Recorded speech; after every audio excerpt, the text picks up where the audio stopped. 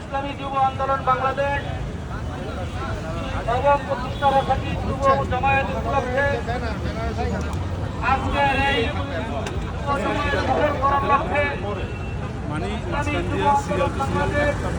ঢাকা মহানগর উত্তর এবং বিভিন্ন থানা থেকে আগত আমাদের ইসলামী যুব আন্দোলনের নেতা কর্মীবৃন্দ ও আমার সহযোগিতা ভাইদেরকে আবারও সালাম জানাচ্ছি। আসসালামু আলাইকুম ওয়া রাহমাতুল্লাহ। আপনারা জানেন এই যুব আন্দোলন আজ থেকে 2016 সালে প্রতিষ্ঠা হয়েছিল।